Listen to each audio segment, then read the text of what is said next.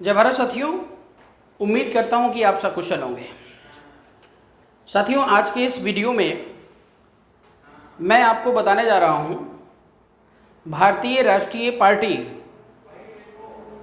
का जो प्रदेश कार्यकारिणी की संरचना है वो क्या है। भारतीय राष्ट्रीय पार्टी अन्य सभी पार्टियों से डिफरेंट है, अतुलनीय है, वो कैसे है।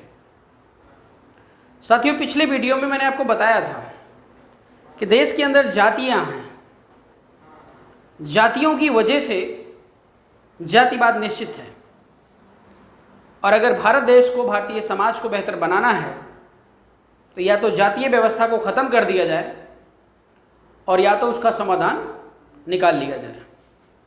अभी तक किसी भी पार्टी के पास इस जातीय व्यवस्था का समाधान नहीं है, लेकिन बीआरपी आपके बीच में आपके जातीय व्यवस्था का समाधान लेकर आई है। हर व्यक्ति चाहता है कि मैं सुखी और संपन्न रहूं, कोई लड़ाई नहीं करना चाहता है। विकास दुबे की अगर बात करूं तो अभी कल मैं विकास दुबे की पत्नी का स्टेटमेंट सुन रहा था, तो उसकी पत्नी का यह कहना था कि विकास दुबे को गुंडा और मवाली बनाने का जो काम है वो पुलिस प्रशासन ने किया है और नेताओं ने किया है। ये बात फैक्ट है। तो साथियों आइए हम प्रदेश संरचना के बारे में डिस्कस करते हैं। प्रदेश संरचना हमारी कैसी है।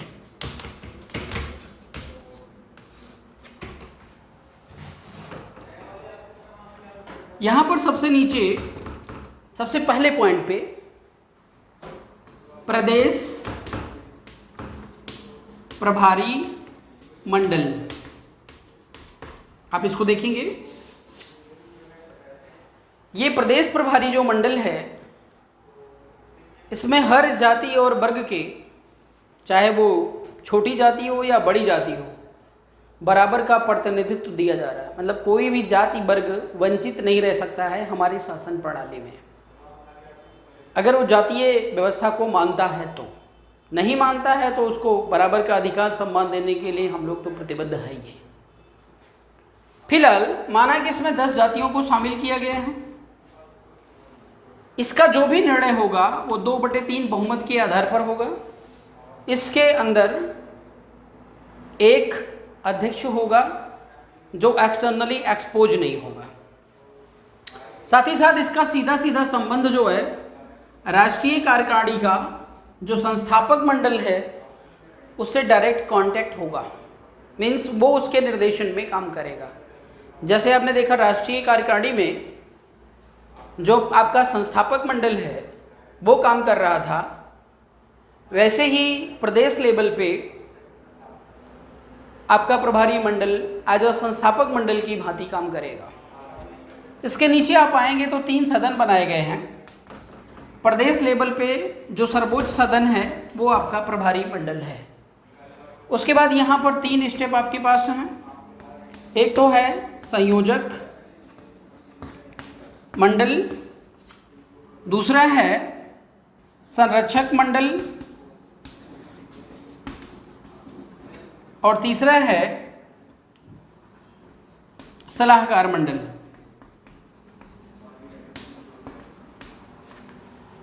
तो ये 3 प्रकार के मंडल आपके सामने यहाँ पर हैं। यहाँ पर अगर एक मौर्य हो गया, यहाँ पर भी एक मौर्य होगा, यहाँ पर भी एक मौर्य, यहाँ पर भी एक मौर्य होगा।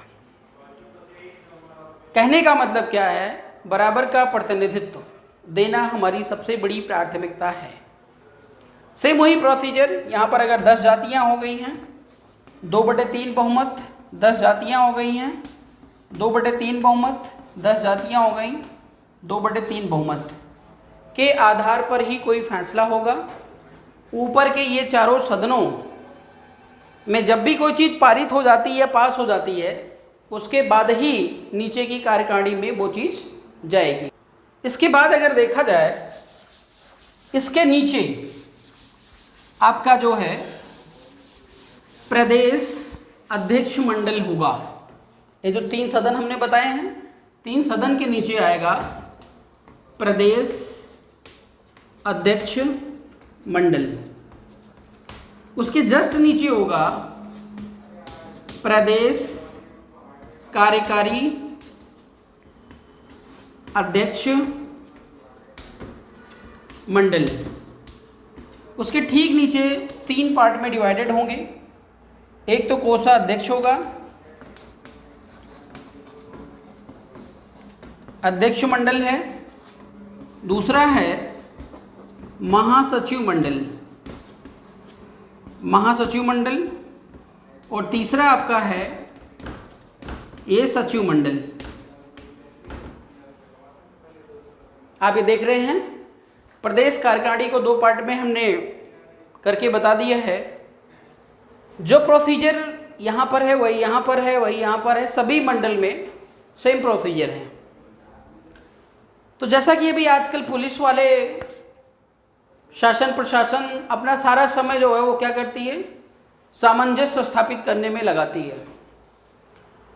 कहीं यादव पंडित को परेशान कर रहा है, कहीं पंडित यादव को, कहीं कोई दूसरी जात को परेशान कर रहा है। ये सब एक्टिविटी चलती रहती है।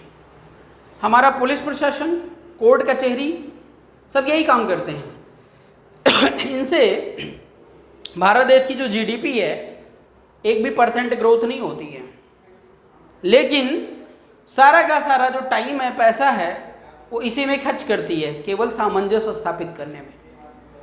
और वो भी कर भी नहीं पा रही है। आए दिन घटनाएं हो रही, मर्डर केसेस हो रहे हैं।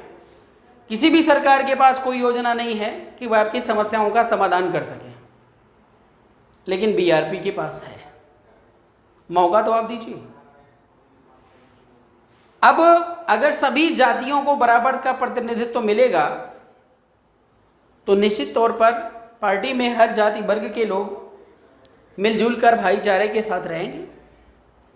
और अगर पार्टी में सभी लोग मिलजुल कर भाईचारे के साथ रहते हैं तो निश्चित तौर पर आम जनमानस में अच्छा संदेश जाएगा कि जो है ये पार्टी ऐसी है जो किसी व्यक्ति विशेष की पार्टी नहीं है, हर व्यक्ति को बराबर का सम्मान और अधिकार मिल रहा है।